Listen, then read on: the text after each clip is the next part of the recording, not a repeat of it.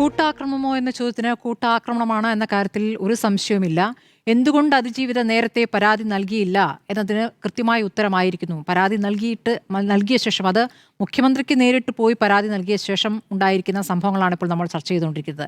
അതൊരു പോലീസ് സ്റ്റേഷനിൽ നൽകിയ പരാതിയായിരുന്നെങ്കിൽ എന്തായിരിക്കും എന്നുള്ളത് നമുക്കറിയാം. നേരത്തെ തന്നെ ഈ ശബ്ദരേഖ പുറത്തു വന്ന ഘട്ടത്തിൽ തന്നെ ഈ യുവതിയെ ഭീഷണിപ്പെടുത്തുന്ന രീതിയിലുള്ള പ്രതികരണങ്ങൾ പല ഭാഗത്തുനിന്ന് കണ്ടതാണ്. ആ ഫോട്ടോ പുറത്തുവിടും എന്നതടക്കം ഒരു ഘട്ടത്തിൽ അത് പുറത്തുവിടുകയും ചെയ്തിരുന്നു. അത് 1-2 പോസ്റ്റുകൾ ഒതുങ്ങിയായിരുന്നു. പക്ഷേ ഇന്ന് നമ്മൾ റിപ്പോർട്ട് ചെയ്തിട്ടുള്ള ഒരു വാർത്ത എന്നുള്ളത് KPCCയുടെ ഔദ്യോഗിക ഹാൻഡിലിൽ തന്നെ പെട്ടിരിക്കുന്ന ആളുകൾ, ഹാൻഡിൽ കൈകാര്യം ചെയ്യുന്നവർ, അതിൽ പേരുകളുണ്ട്. ജിജോ മാത്യു, റിനീഷ് തുരുത്തിക്കാട്, സന്ദീപ് വാഴക്കാട് തുടങ്ങിയ പേരുകളൊക്കെ ഉണ്ട്. അവർ ഉപയോഗിക്കുന്ന വാട്സപ്പ് ഗ്രൂപ്പുകളിൽ മെസ്സേജുകൾ വരികയാണ്. ഞാൻ ഫോട്ടോ ഇട്ടു, ഞാൻ വീഡിയോ ഷെയർ ചെയ്തു, നിങ്ങൾ എന്താണ് ചെയ്യേണ്ടത്, നിങ്ങളുടെ ഊഴമാണ് എന്ന രീതിയിലുള്ള മെസ്സേജുകൾ അതിൽ പാസ് ചെയ്യുന്നു എന്നുള്ള വളരെ ഗുരുതരമായ ചില കാര്യങ്ങളാണ് ഇന്ന് രാവിലെ റിപ്പോർട്ട് ചെയ്യപ്പെട്ടത്. അതിനുശേഷം നമ്മൾ കേൾക്കുന്നത് ഈ KPCC സോഷ്യൽ മീഡിയ അത് പുതുക്കിയിരിക്കുന്നു. അതിൽ ഹൈബിയുടെ ചുമതല ഏൽപ്പിച്ചുകൊണ്ട്, മീഡിയ സെല്ലിൻ്റെ ചെയർപേഴ്സണായി ഹൈബിയുടെ ചുമതല ഏൽപ്പിച്ചുകൊണ്ട് തീരുമാനം വന്നിരിക്കുന്നു എന്നുള്ളതാണ്. അതിൽ നേരത്തെ ഉണ്ടായിരുന്നത് ആരായിരുന്നു? ബൽറാം. പക്ഷെ ബൽറാം അതിൽ പ്രവർത്തിക്കുന്നില്ല. ബൽറാമിന് ചുമതലയുണ്ട്. അതിനു മുമ്പ്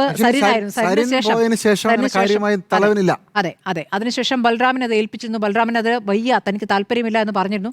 അതുകൊണ്ട് ബൽറാം നോക്കാതിരിക്കുന്ന ഒരു ഘട്ടത്തിലായിരിക്കണം ഒരു പക്ഷേ ഇത് നോക്കുക, കൈകാര്യം ചെയ്യുക എന്നതിൽ നിന്നൊക്കെ അപ്പുറത്തേക്ക് ഒരു വലിയ സംഘമായത് വിപുലമായിരിക്കുന്നു എന്നുള്ളതാണ്. അതിൽ മുഖമുള്ളവരുണ്ട്, മുഖമില്ലാത്തവരുണ്ട്, മുഖത്തോടു കൂടി തന്നെ പോസ്റ്റ് ഇടാൻ ഒരു ഭയവുമില്ലാത്തവരുണ്ട്. കാരണം കോൺഗ്രസ് ഔദ്യോഗികമായി എടുത്തിരിക്കുന്ന ഒരു നിലപാട് എന്നുള്ളത് രാഹുൽ മങ്കടത്തെ സസ്പെൻഡ് ചെയ്യുക എന്നുള്ളതാണ്. അയാൾ ഇപ്പോൾ ഈ പാർട്ടിയിലില്ല എന്ന് നേതാക്കൾ, പ്രധാനപ്പെട്ട നേതാക്കൾ, പ്രതിപക്ഷ നേതാവും KPCC അധ്യക്ഷനും ഒക്കെ പറയുമ്പോഴാണ് അയാൾക്ക് വേണ്ടി പാർട്ടിയിൽ ഉത്തരവാദിത്തമുള്ള ചുമതലയുള്ളവർ വന്നിരിക്കുന്നതെന്നുള്ളതാണ്. അതിൽ 2 വനിതകളുമുണ്ട് എന്നുള്ള പ്രധാനമാണ്. അതിൽ ഒന്നാം പ്രതിയായിരിക്കുന്നത് തന്നെ ഒരു വനിതയാണ്. അത് മഹിളാ കോൺഗ്രസിന്റെ പത്തനംതിട്ട ജില്ലാ സെക്രട്ടറി രഞ്ജിത പുളിക്കലാണ്. 4ാം പ്രതിയായി KPCC ജനറൽ സെക്രട്ടറിയായി കോൺഗ്രസിലേക്ക് ഈ അടുത്ത് വന്ന സന്ദീപ് വാര്യരാണ് എന്നുള്ളതാണ്. ഇവർ രണ്ടുപേരുടെയും പോസ്റ്റുകളൊക്കെ നമ്മൾ വായിച്ചു കഴിഞ്ഞിട്ടുള്ളതാണ്. സന്ദീപ് വാര്യർ എന്തായാലും നിയമപരമായി നേരിടുമെന്ന് പറഞ്ഞു. നിയമപരമായി തന്നെയാണല്ലോ നേരിടാൻ പറ്റുക. അപ്പോൾ ഇതെവിടെ നിൽക്കുന്നു? നമുക്കറിയാം, രാഹുൽ ഈശ്വർ എല്ലാ ഘട്ടത്തിലും ഏത് ലൈംഗിക ആക്രമണ കേസുകൾ ഉണ്ടാകുമ്പോഴും പ്രതികൾക്ക് വേണ്ടി പെട്ടെന്ന് ചാടി വീഴുകയും പ്രതികൾക്ക് വേണ്ടി വീഡിയോ ഉണ്ടാക്കുകയും ചെയ്യും.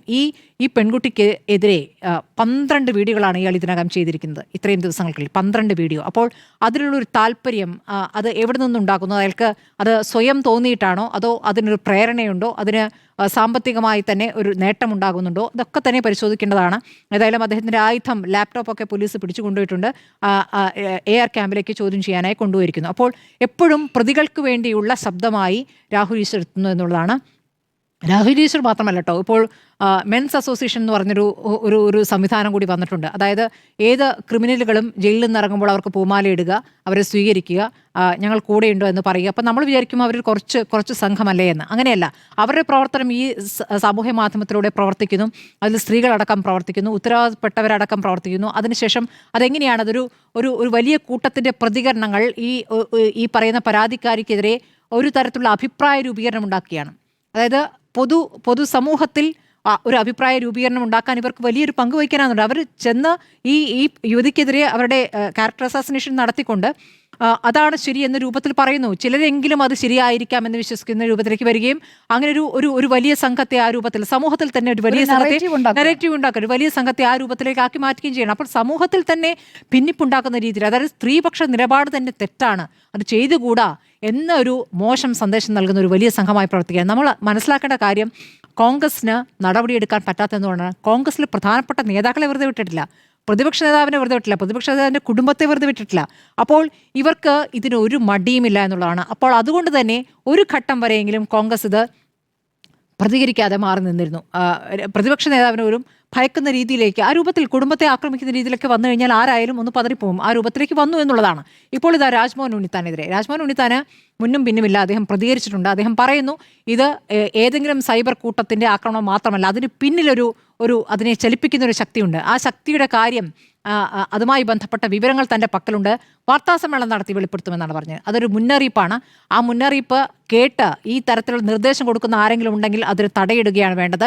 കോൺഗ്രസിന് ഈ കേസിൻ്റെ തുടക്കത്തിൽ കിട്ടിയിരുന്ന ഒരു അഭിനന്ദനമുണ്ട്. നമ്മൾ തന്നെ ചർച്ച ചെയ്തിട്ടുള്ളതാണ് എന്തുകൊണ്ട് ഈ പാർട്ടി വളരെ വേഗത്തിൽ നടപടിയെടുത്തൊരു പാർട്ടിയാണ് എന്നുള്ളതാണ്. അപ്പോൾ അത് നമ്മൾ പ്രതികരിക്കുമ്പോൾ ഇവിടെ സ്വർണ്ണക്കൊള്ള വിഷയത്തിൽ, ശബരിമല സ്വർണ്ണക്കൊള്ളയിൽ പാർട്ടിയിൽ നടപടിയെടുക്കാത്ത ഒരു പാർട്ടി സെക്രട്ടറി കൂടി ഇന്നുകൂടി പ്രതികരിക്കുന്നുണ്ട്.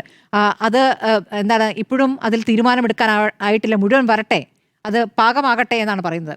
അപ്പോൾ അതിനുള്ള സമയം അവർ എടുക്കുന്നുണ്ട്. അപ്പോൾ അതിൽ നിന്ന് മാറി ഇതിലേക്ക് വിഷയം വരുന്നത് ഇത്ര രൂപത്തിൽ പാർട്ടി അക്കാര്യത്തിലൊരു ശക്തമായ നിലപാടെടുത്തു കഴിഞ്ഞാൽ അതിന്മേൽ അങ്ങനെ ചർച്ചയുണ്ടാകില്ല.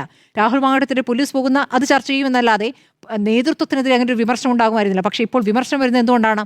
നേതൃത്വത്തിൻ്റെ നിയന്ത്രണത്തിലല്ല ഈ പറയുന്ന സൈബർ കൂട്ടം എന്ന് മാത്രമല്ല ചില നേതാക്കളും എന്നുള്ളതാണ്. അപ്പോൾ ഈ അടുത്തിടെ കോൺഗ്രസിലേക്ക് വന്ന നിലപാട് മാറി വന്നു എന്ന് പറയുന്ന രാഷ്ട്രീയ നേതാവ് പോലും നിലപാട് മാറിയിട്ടുണ്ടോ എന്ന് പാർട്ടി പരിശോധിക്കേണ്ടതാണ്. പാർട്ടി ഈ തരത്തിൽ ഈ ക്രിമിനൽ നടപടിയെടുത്തിരിക്കുന്ന രാഹുൽ മാങ്കൂട്ടത്തിന് പിന്തുണ കൊടുക്കുന്ന നേതാക്കളോട് വിശദീകരണം തേടിയിട്ടുണ്ടോ? ഇതുവരെ വിശദീകരണം തേടിയതായി KPCC അധ്യക്ഷൻ വിശദീകരണം തേടിയത് നമ്മുടെ മുന്നിലില്ല അല്ലേ? ഈ സഭയിലേക്ക് രാഹുൽ മാങ്കൂട്ടത്തിന് കൂടെ വന്ന യൂത്ത് കോൺഗ്രസ് നേതാവിൻ്റെ ഒരു നടപടി ഉണ്ടായിട്ടില്ലല്ലോ. അപ്പോൾ ഇപ്പോഴും രാഹുൽ മാങ്കൂട്ടത്തിൽ ഒളിവിലാണ്. ആ ഒളിവിലുള്ള രാഹുൽ മാങ്കൂട്ടത്തിന് കൂടെ ഏതെങ്കിലും യൂത്ത് കോൺഗ്രസ് നേതാക്കളുണ്ടോ എന്നതാണ് അടുത്ത ചോദ്യം. അപ്പോൾ പിടിയിലാകുമ്പോൾ രാഹുൽ മാങ്കൂട്ടൻ ഒറ്റയ്ക്കാണോ വരിക, അതോ കൂടെ മറ്റാരെങ്കിലും ഉണ്ടാകുമോ എന്ന് സഹായമില്ലാതെ ഈ ഫോണില്ലാതൊക്കെ ഇല്ല സഹായമൊക്കെ കൃത്യമായി ലഭിക്കുന്നുണ്ട്. അത് ഏത് കേന്ദ്രത്തിൽ നിന്ന് എന്നുള്ള കാര്യം കൂടി ഇതിനകം പുറത്തു വരുമെന്നുള്ളതാണ്. അപ്പോൾ കോൺഗ്രസ് ആണ് അതിൽ ശ്രദ്ധിക്കേണ്ടത്.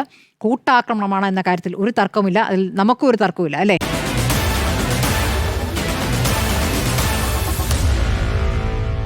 Meet the editors.